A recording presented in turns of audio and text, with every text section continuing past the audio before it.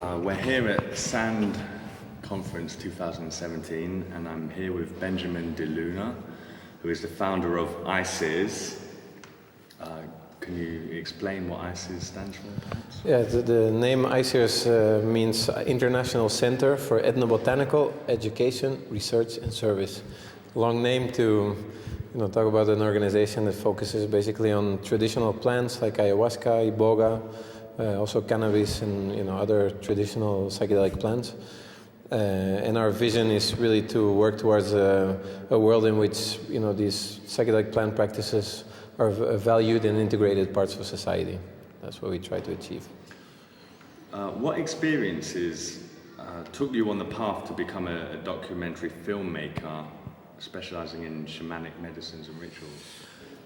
Well, I became a film student, and in my second year of film school, I read a small article about iboga, about ibogaine, and it said that ibogaine had a big potential in treating drug addiction, and that it wasn't really used because of economic interests and the lack of interest of big pharma. That it came from Africa, where it was used traditionally. So I thought, if that's true, that's quite a good story, and so I started to investigate, and 2.5 years later I had my film, and with that I graduated. And in a way it was the beginning, at the same time the end of my film career, as in really trying to make films the whole time. So it really showed me so many interesting, incredible, transformative processes in the people I'd been following, that I felt I really had to dedicate my life to that. And I started to first become a public speaker, saw my film around, and then got very involved in the ibogaine community, and then slowly, myself had experience with ayahuasca later on, and really just saw the big potential of these plants, and that led me to, at the end, establishing ICEERS. So, in addition to the aim to increase the knowledge and do away with the ignorance regarding these medicines, would you say the aim is to also legalize these medicines? Yeah, and as I said, not just legalize. I really think we have to move to a place where these plant practices are valued, not just seen, okay, some people want to have access, but that society really understands what they can add, and what they can bring to a society, and to improve the quality of life of individuals, but also communities as a whole, and for them to be really integrated as well, so that we really, think of how, what type of frameworks that we need to provide with our, Western worldview. These are traditional practices, that have traveled beyond their traditional territories. So we have to think about how we integrate that in a proper way, so that it really serves, the communities, and at the same time also protects the traditions where it comes from, And so that's kind of the challenge we're facing at this point. There's been many talkers at this conference that highlight the ineffectiveness of Western medicine in treating, for example, chronic illnesses and disorders of the mind. At what point would you recommend or advise someone to maybe turn away from Western medicine and seek holistic approaches, for example, shamanism? Well, it's difficult. I wouldn't tell people don't go to Western medicine, and I think Western medicine really has a lot of value, but it's true that psychiatry, for example, still uses very old medications, and we really, we're able to, transplant a heart or a liver and do incredible things in Western medicine. But still, there's a lot of conditions or issues, mostly with mental health, where we really have very limited resources. So I think, it's complex, and we get contacted the whole time by people who are interested in, turning to iboga or to ayahuasca to kind of find alternatives. I think they can be complementary, so sometimes it's not about moving away from one, but kind of looking into complementing it with other methodologies. But I think we still need to advance science very much in terms of how these plants can work for conditions like, depression, anxiety, PTSD. We are learning a lot, and I think there's a big value in it, but we still have to learn more how to kind of use it in difficult conditions. And if you look at ibogaine, for example, iboga has been used traditionally for probably thousands of years, no? And then in the 60s, it was discovered by somebody who had a drug dependency to opiates with 7 friends. They tried ibogaine thinking they would have a psychedelic experience and then had no withdrawal. And they started to kind of use it in a flood dose methodology, and people started to do that. And after fatalities and mistakes and problems, and providers kind of started to learn how to apply it better for those conditions. So if you would go to the traditional territories, in Gabon, for example, for an addiction treatment, I think it would be rather dangerous because they have no knowledge about all the medications that are taken and the complex physiological effects that these drugs have. And for me, really, kind of the use of these plants to deal with pathologies is one thing, but really the interesting thing comes when you see them as kind of preventive medicine in a way, or really where they can catalyze, healthy personal growth, so that people don't become drug dependent or don't become depressed, or if different conditions that really go along with really issues in not coping with life in a proper way, and within families as well, no, in kind of. Sometimes family issues really lead to issues later on. So how can we also strengthen family dynamics? Not necessarily the whole family drinking ayahuasca or taking iboga, but where we come to a place where one individual can take it really in a way that it's fully integrated in society, and where the family can take part of the therapeutic process. I've met dozens of people, and indeed have a few friends that have used entheogens to overcome mental disorders such as PTSD. Some of them have served in combat as Marines and soldiers, etc. And they only needed between maybe 1 and 4 sessions using such entheogens, and they were completely cured and haven't had any symptoms since. Yet this in Western medicine would be considered a miracle cure, and for such medicines to be used, it would disrupt the current economic framework that Western medicine is built on. How would you envisage it to meet halfway between the shamanistic medicines and Western medicine? For PTSD, there are, MDMA, MAPS is really focusing very much on work with developing MDMA as a medicine for PTSD, and it seems like it's highly effective.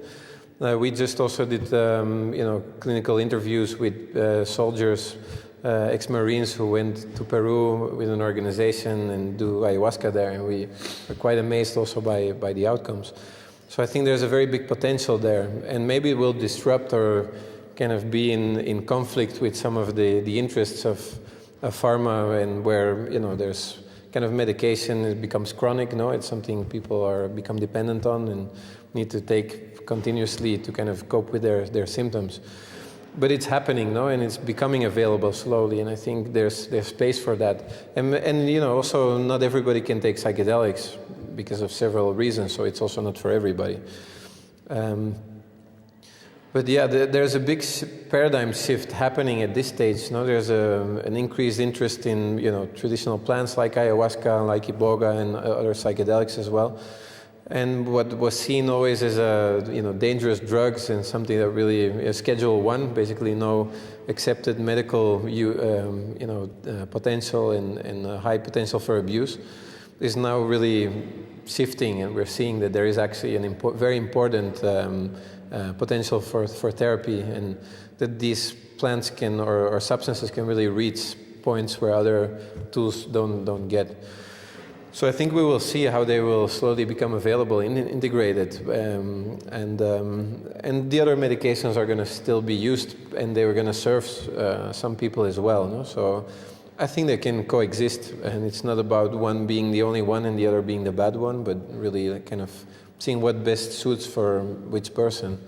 At the end, the more tools we have, the better we can serve, people who are in need. How important do you think the ritual and ceremonial aspect of administration of these medicines is? I mean, on one hand, you see that, for example, ayahuasca is used in clinical settings. In Brazil, they did just recently a study where they gave ayahuasca in a hospital setting and then to people with the depression. And it was a double-blind controlled study, so with a placebo condition, and the ayahuasca group scored significantly higher than the placebo group. So there's an inherent potential just in the experience from ingesting the substance.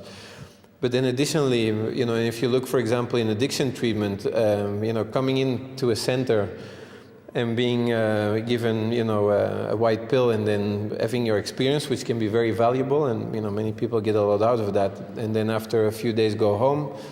Often the family doesn't know, the addict did the treatment.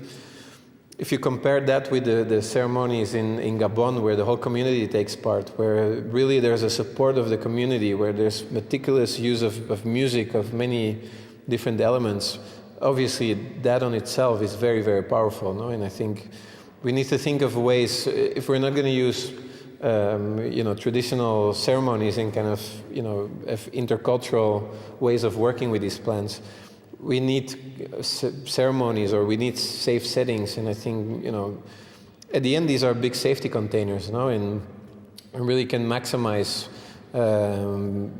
how people, give like the ideal framework for people to really get through the experience and let themselves go into it. So I don't think it's necessary to have ritual per se, but I think ritualistic settings can be very, very powerful. Because of the community support and everything that goes around with it, all the preparation for it, and everything that goes with it. And I think we can learn a lot from the ceremonies that were developed, over time by indigenous tribes, and really see how that works. For me, going to Africa and filming the Iboga initiation was, one of the most incredible things I saw. And just, all generations, little kids, until the grandmothers and grandfathers, being present for 5 days, helping one person going through rite of passage. I mean, that on itself is just incredible.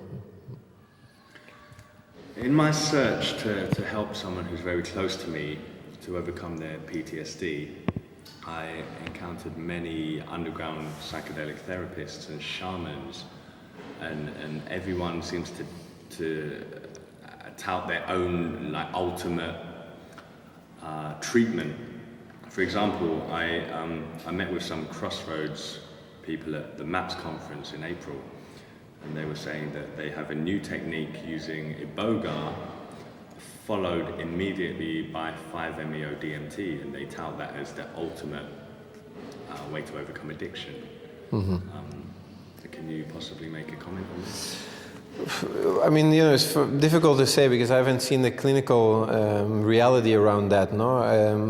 At the same time, ibogaine is already a difficult medicine. There's been fatalities and there's been difficulties because it is, it has certain effects on the heart, and something that needs to be used with a lot of care. And if you go to Gabon, it's very clear they use it with a lot of care. No, they don't leave the person, the initiate, alone for not 1 second. Even if they go to the toilet, they're accompanied and they kind of stay with them. So it's really, they understand it's very difficult and important, to work very precisely with it.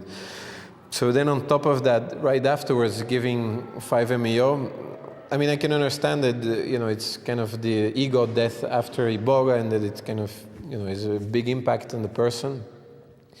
But from safety, I have safety concerns with it, no? And I don't know, I haven't studied it, but I would, like to see data to see, really what the safety is of using that. If they had, maybe adverse situations or not, I don't know.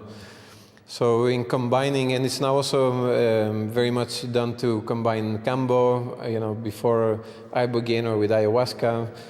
We see 5-MeO, the toad being offered, in ayahuasca retreats.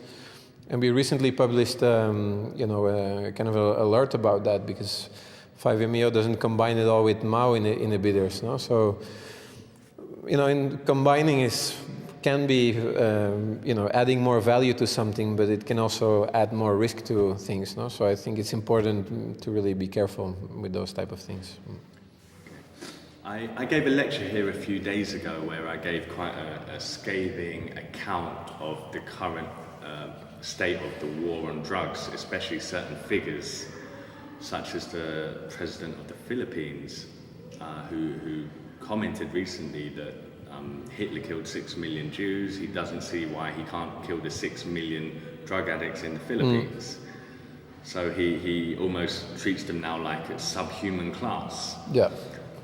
Yet in the UK, it's almost 90% of drug addicts and alcoholics are victims of childhood trauma. And he thinks it's fair to murder these people that clearly need as much help as we can possibly give. What kind of message could you give to the people of the Philippines that many are very ignorant in this regard and just follow what the president says without a second thought? I mean, it's terrible, and in the Philippines, it gets to the extreme where they really just kill people, poor people. I don't think they really go after rich people using drugs. It's not just addicts; it's just people engaging with drug use. But in many other places, drug use is still very much seen as a very stigmatized thing. People who do it are immoral. They kind of go to bed with the devil. It's very much kind of there's a lot of judgments, and the problematic thing is that people kind of, I think in no debate there is so much prejudice, and people have opinions even they have no clue how drugs work in the body and the mind. They've no idea at all, no. And so what we learn, and I would encourage them to really look for objective information from studies in other countries where we see that really prohibitionism and marginalizing and stigmatizing people for their drug use, and in the past has been for being gay, and in some places it still is, that really is way more dangerous than the risks really involved in taking a substance. We have this big profound thought very much that if you take heroin once, you get hooked, and drugs are addictive and so forth.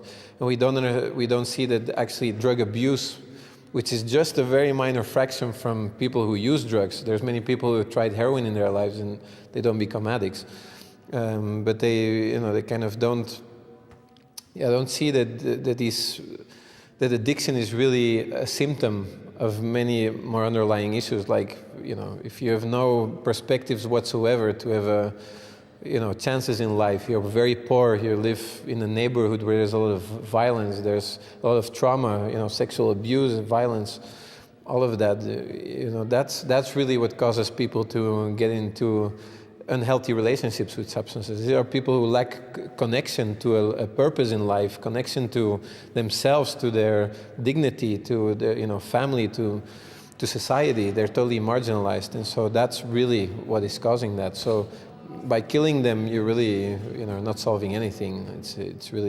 It's a big violation to human rights. Now, psychedelics were made illegal when Nixon began. Not yet. 2 minutes. When Nixon began the war on drugs in 1971, and all psychedelics were given like a blanket ban. Now, I think it's very important that people know there are alternatives. Like friends of mine with PTSD felt they came to a dead end, that there was no possible solution, and they resorted to just praying. But now they know that there are very effective methods in psychedelics and entheogens, which are a whole class of drug which are currently illegal in almost every country worldwide. Can you possibly share some of your knowledge to maybe enlighten people that aren't aware of this whole drug class that they've done many scientific experiments recently with and proven that they're virtually not toxic at all and can provide a solution to many disorders of the mind. Yeah, these are, I mean, psychedelics, can induce experiences that can sometimes be challenging, and they are not for everybody. So I think it's very important to say that. No, they require a safe setting and good preparation and integration and so forth. They don't work in terms of the reward system, no, where you take some LSD and you get a hit of dopamine in your system and then you want more. It doesn't work like that. So they are scheduled as Schedule 1 in many parts of the world, which means, again, there's no accepted therapeutic potential, and they can really cause dependency. That's how they're used or seen. But they don't really cause dependency.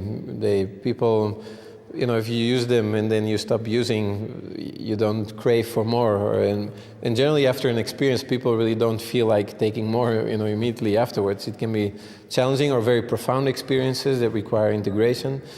So it's a very different class of substances, which were always depicted typically like the guy taking LSD and then jumping off out of the window.